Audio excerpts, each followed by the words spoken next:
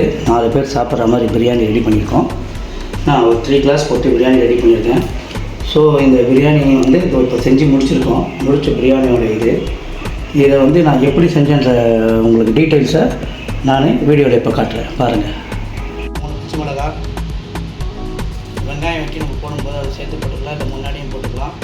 நம்ம முதல்ல எண்ணெய் ஊற்றுனதும் கிராம்பு, லவங்கம், பட்டை, இந்த அன்னாச்சி பூ மாதிரி இருக்கிறது, இந்த பிரியாணி இலை, இதெல்லாம் அதோடு சேர்த்து போட்டு நம்ம வதக்கணும். சரிங்களா? பட்டை, லவங்கம், ஏலக்காயெல்லாம் எடுத்துகிட்டு நம்ம தேவையான அளவு எடுத்துகிட்டு வெங்காயம், தக்காளி, கொத்தமல்லி, புதினா இது எல்லாத்தையும் போட்டு ஒன்றா வெங்காயத்தை போட்டுட்டு இஞ்சி பச்சை மிளகாய் போட்டுட்டு நம்ம வதக்கிட்டு நம்ம அதுக்கேற்ற மாதிரி நல்லா கொஞ்சம் வதங்க விடணும். அதுக்கப்புறம் இஞ்சி பூண்டு ஒரு 3 ஸ்பூன் அளவு சேர்த்து அதையும் வந்து நம்ம கீழே இது பண்ணாமல் இருக்கணும். அதுக்கப்புறமா நல்லா வதங்கினதுக்கப்புறம் கொத்தமல்லியை எடுத்து வச்சுருக்கேன், ஒரு பிடி கொத்தமல்லி, அதுக்கப்புறம் புதினா எல்லாத்தையும் ஒன்றா போட்டு நம்ம அதில் நல்லா நல்லா வதக்கணும். புரியுதுங்களா? நல்லா அடிப்பிடிக்காத மாதிரி இதோடு சேர்த்து நல்லா கலந்து விடணும். அப்போ தான் இந்த புதினா இலை, கொத்தமல்லி இலையோட ஃப்ளேவர் வந்து இதில் மிக்ஸ் ஆகும். ஒரு ஸ்பூன் அளவுக்கு கொத்தமல்லி பவுடரு, அதுக்கப்புறமா சில்லி பவுடர் நம்மளுக்கு காரத்துக்கு எவ்வளோ தேவைன்ற மாதிரி 1 ஸ்பூனோ 2 ஸ்பூன் அளவுக்கு நம்ம போட்டுக்கலாம்.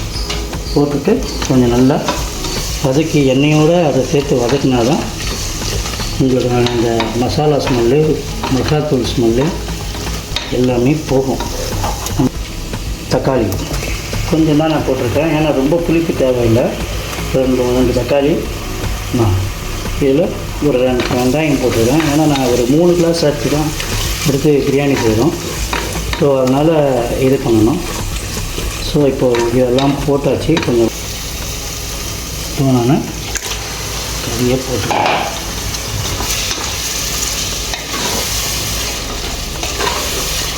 கறியை போட்டு அந்த மசாலாவோட நல்லா கலக்க வைக்கணும். கொஞ்சம் மிளகாத்தூள் கம்மியாக இருக்குது.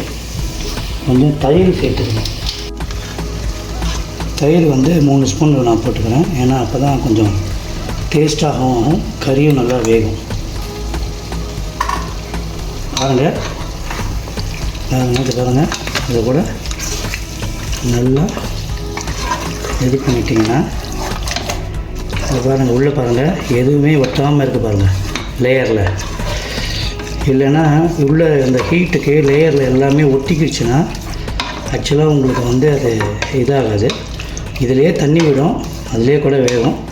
இருந்தாலும் நம்ம வந்து கொஞ்சம் தண்ணி விட்டுட்டோன்னா நம்மளுக்கு வந்து குக்கரில் வைக்கிறோம் இல்லை நார்மலாக வைக்கிறோம், எதுவாக இருந்தாலும் அதான். பாருங்கள், தண்ணி அளவு வந்து நான் அரிசி போடும்போது உங்களுக்கு உப்பு நான் கொஞ்சம் முன்னாடியே போட்டு வதக்கின வெங்காயம் வதக்கும்போது சிலர் போடுவாங்க, சிலர் போட மாட்டாங்க. அது ப்ராக்டிஸ் ஆனதான் வந்துடும். இப்போ நான் கொஞ்சம் போட்டுருக்கேன், உப்பு கொஞ்சம் கம்மியாக இருக்குது. கறி வைக்கும்போது கொஞ்சம் உப்பு தூக்கலாக இருந்தால் தான் நம்ம தண்ணி மிக்ஸ் பண்ணி சாப்பாடு போடும்போது அதில் கறியில் நல்லா வேகும். இதில் நான் 3 டம்ளரில் இந்த 1 டம்ளர் தண்ணியை மட்டும் முன்னாடியே ஊற்றிட்டேன். எதுக்குன்னா கறி கொஞ்சம் நல்லா வேகும், மசாலா எல்லாம் வந்து ஸ்ப்ரெட் ஆகி கறிங்களில் போகும். இப்போ மூடி வச்சுட்டு ஒரு 2-3 மினிட்ஸு 5 மினிட்ஸ் கூட வைக்கலாம். கொஞ்சம் நல்லா கறி வேகிற அளவுக்கு. எடுக்கும்போது கறி லைட்டாக வெந்த மாதிரி இருந்ததுன்னா கை வச்சு பார்க்கலாம், இல்லை சும்மா கத்தி வச்சு குத்தி பார்த்தா கூட உள்ளே இறங்குறது தெரியும். அந்த மாதிரி இருந்ததுன்னா நம்ம அதை பண்ணிக்கலாம். இப்போ நான் மூடி வச்சிட்றேன். ஒரு 5 மினிட்ஸ் கழிச்சு திரும்பியும் பார்க்கலாம். இப்போ நம்ம அந்த 5 மினிட்ஸ் ஆகிடுச்சு. ஆனதுக்கப்புறம் பார்க்குறோம். இங்கே பாருங்கள், நல்லா எண்ணெய் எல்லாம் நல்லா மேலே வந்து கறி எல்லாம் இருக்குது. கீழே வந்து எதுவுமே லேயரில் வந்து எதுவுமே இந்த மாதிரி நைஸாக போகணும், உள்ளே அடி பிடிச்ச மாதிரி ஆகக்கூடாது. ஸோ இப்போ நம்ம ஏற்கனவே 1 கிளாஸ் தண்ணி நான் ஊற்றிருக்கேன். இன்னும் ஒரு 1க்கு 1.5 1க்கு 1.5னா 3னா 4.5 கிளாஸு, ஒரு 3 கிளாஸ் தண்ணி ஊற்றிடலாம். இப்போது இந்த தண்ணியை ஊற்றிட்டு நல்லா கொதி வர வரைக்கும் பார்த்துட்டு, கொதி வந்தவொடனே நம்ம ஊற வச்சுருக்க அரிசி இருக்குல்ல, ஒரு 1/2 அன் ஹவர் நல்லா ஊற வச்சுருக்கேன். நல்லா இருக்குது அரிசி. இதை கொஞ்சம் நேரம் நல்லா கொதி வந்ததும் எடுத்து போட்டு தம்மில் போட்டு வேக வச்சதும் அதுக்கு மேலே கொஞ்சம் நெய் போட்டு நம்ம இறக்கி வச்சிட்டோன்னா சுவையான பிரியாணி ரெடி ஆகிடும். பார்த்தீங்கன்னா தண்ணி நல்லா கொதிச்சு வரதுனால இப்போ நம்ம அரிசியை போட்டால் சரியாக இருக்கும். சரிங்களா? அரிசியாக கலவரம் குதிரை வச்சுருந்த அரிசியை அதில் போட்டு நல்லா கொஞ்சம் கிளறி வச்சா அது கொஞ்சம் உப்பு ஜாஸ்தியாக இருக்கிற மாதிரி தான் இருக்கும்.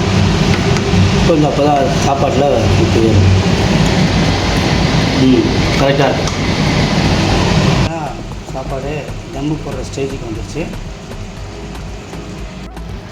தண்ணி சைட்லலாம் நிற்கும். ஸோ அந்த சைடில் இருக்க தண்ணியெலாம் எடுத்து விட்டுட்டு நல்லா இந்த மாதிரி எல்லா சைட்லேயும் ஸ்ப்ரெட் பண்ணி விட்டுட்டு நம்ம கொஞ்சம் தம்மில் போட்டுட்டு ஒரு 5 மினிட்ஸ் கழித்து நம்ம எடுத்து பார்க்கலாம். தண்ணி கம்மியானதும் ஃப்ளேவரை கம்மி பண்ணிவிட்டு ஒரு தோசைக்குள்ளே எதையை வச்சு அது மேலே வச்சு தம் போட்டு ஒரு 5 to 10 மினிட்ஸ் விட்டிங்கன்னா சுவையான பஜ்ஜி இருக்கும். ஓகே, எல்லாம் முடிஞ்சது.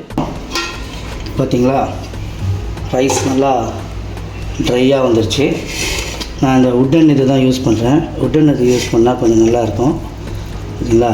நல்லா ஃப்ளேவராக கறி நல்லா வெந்திருக்கு. ரைஸ் நல்லா இதாக இருக்குது. ஒரு பீஸும் நல்லா இதாக வந்திருக்கு.